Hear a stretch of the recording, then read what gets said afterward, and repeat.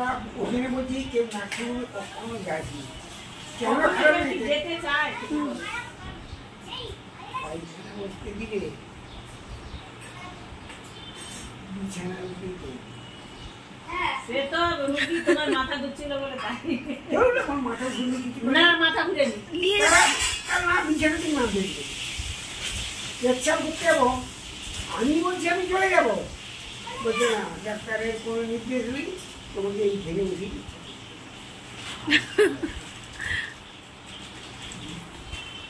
তবে কোথাটা কি পর্দা আছে, পর্দা টেনে দিল, টেনে দিয়ে প্যান্টটা ধরিয়ে দিল, উনি সেই বিছানায় বসেই পেচ্ছাপ করে বেড়াও করে মাসি কি অবস্থা। তাহলে মাসি ডাক্তারকে বলতে পারতে যে আমি পায়খানায় যেতে পারবো, আমাকে নামতে দাও। ডাক্তারকে বললে কি ভাই, বলছে ডাক্তার কোনো নির্দেশ দেয়নি, যা কোনো রুগীকে পায়খানায় নিয়ে যা, কাউকেই পায়খানা যেতে দিচ্ছে নি, একটু সুস্থ হলে তবে দিয়ে ওটা আইসিইউতে? আইসিইউতে একবারই না, এই জেনারেলে এই লাস্টের দিনে যে মাসে ঈদের দিনে সব নতুনগুলো পালিয়েছে, নতুনগুলো ভালো, তারা গা পা মুচি ঠিকই দিচ্ছে, কিন্তু তারা ওই বিছানা থেকে না কিনে লাস্টের দিনেরটা কি হয়েছে তারা কিছু হয়নি, আমি চান করাবো, এসব তোমাকে আমি আজকে তোমাকে নিজেকে চান করাবো বলে সে আস্তে আস্তে দিয়ে গেল, গিয়ে সে দরজাটা একটু আর কপাটি করে দিল, আর বাইরে সে গরম জল ধরে দিল, গরম জল ধরে দিয়ে বললো এইখানটায় বসবে, এই গোড় নিবে, এই গরম জলে গোটা গা হাত একবারে স্নান করে ফেলাম। আমি বাইরে দাঁড়িয়েছি, আমি বলে এসেছি বলে মনে করে চান টান করে মাথায় জল ফল ঢেলে গায়ে দিয়ে দেখি সাবানটা তুমি তোমার দিয়ে পালিয়ে যাও, আমার দেওয়া ওই সাবান আমার দরকার নেই। আচ্ছা পরে মারবেন যাবে ওই না এমনি পালিয়ে এলাম আস্তে আস্তে, যাটাকে ডাকলাম সে আমি আস্তে আস্তে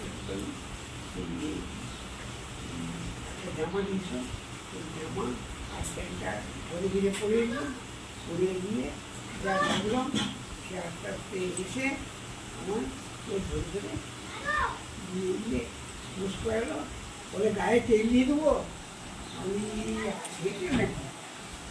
কেন থাকবি বলে তেলের পাটা। হাসপাতালের অভিজ্ঞতা তাহলে ভালোই। ও হাসপাতালে বলছি তো। তাহলে তোমার কাছে আরেকটা জরুরি খয়ে, তুমি তাহলে কি আর হসপিটালে যাবে? আর হসপিটালে আমি এখানে যাওয়ার সময় বলছি যে আমায় কোথাকে নিয়ে যাচ্ছি, ডাক্তার দেখি দিয়ে পাচ্ছি ও গ্যাস করে এই যে দুরারোগ্য, এই যে রোগটা, এই রোগটা আমি জানি, তাই জানি।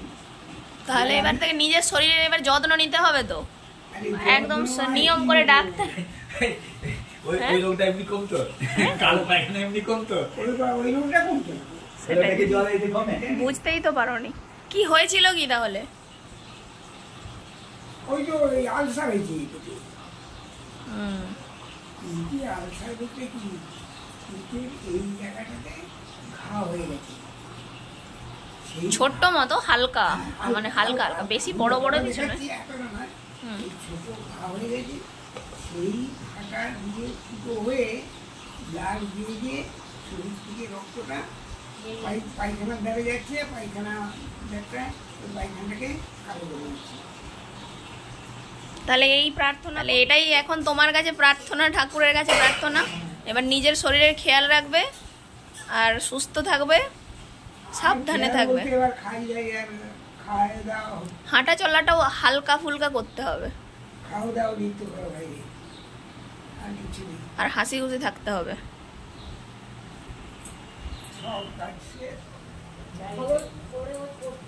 বাবার এটা তো বাবার এর জন্য স্পেশাল মেনু, একটা স্পেশাল ঝোল বানানো হয়, এটা দিয়েই বাবা খায়।